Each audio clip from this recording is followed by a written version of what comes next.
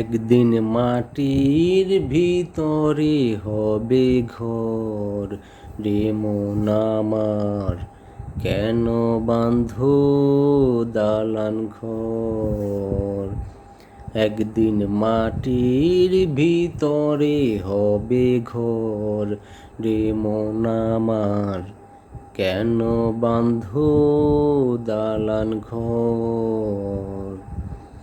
দেহ তোমার চর্মচর গলে পচে যাবে,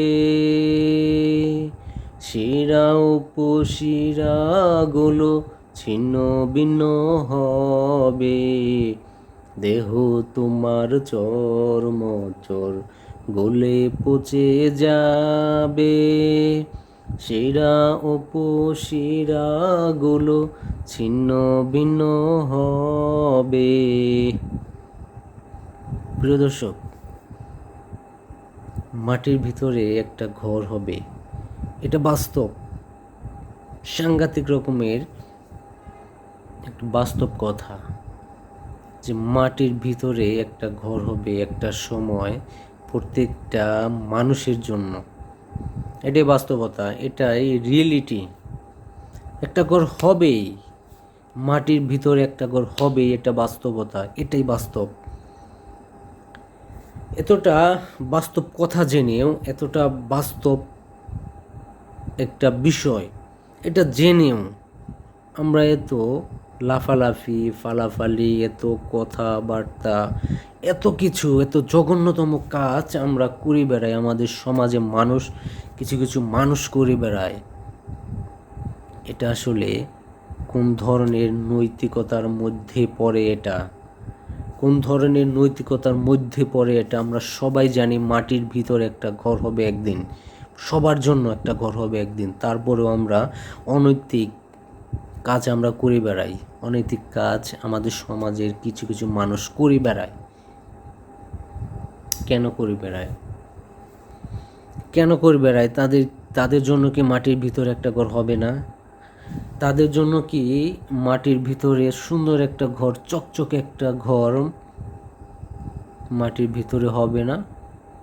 তারা কি মনে করে না এটা, যে মাটিতে আমার জন্য একটা ঘর তৈরি করা হবে, সেই ঘরে আমার নিথর দেহটা রেখে আসা হবে সেই মাটির ঘরে?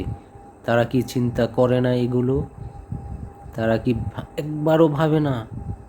মনে কি আসে না? একবারও কি তাদের মনে আসে না? তাহলে কেন এত হানাহানি, মারামারি, এত কিছু, এত জঘন্যতম এত কাজকর্ম আমাদের সমাজে ঘটছে, প্রতিনিয়ত ঘটছে, দেখছি আমরা, শুনছি। কেন করছে এগুলো? একবার চিন্তা করা উচিত, একবার মন দিয়ে চিন্তা করা উচিত, একবার মন দিয়ে উপলব্ধি করা উচিত যে মাটিতে একটা ঘর হবে আমার জন্য। ও জায়গায় আমার যেতেই হবে। আমার নিথর দেহটা কয়েকজন মিলে ওই জায়গায় রেখে আসবে। কোনো উত্তেজনা থাকবে না, কোনো হাসি কান্না ঠাট্টা কিচ্ছু থাকবে না। কয়েকজন মানুষ ধরে নিয়ে রেখে আসবে, কোনো উত্তেজিত কোনো কিছু থাকবে না, সব শেষ হয়ে যাবে। তারপর এত কিছু জেনেও, এত কিছু বুঝেও, এত কিছু শুনে তাহলে আমরা এত হানাহানি মারামারি অন্যায় কেন হচ্ছে? কেন হচ্ছে আমাদের সমাজে? এগুলো থেকে বেরিয়ে আসা উচিত, এগুলো থেকে বেরিয়ে আসা উচিত, এগুলো ত্যাগ করা উচিত।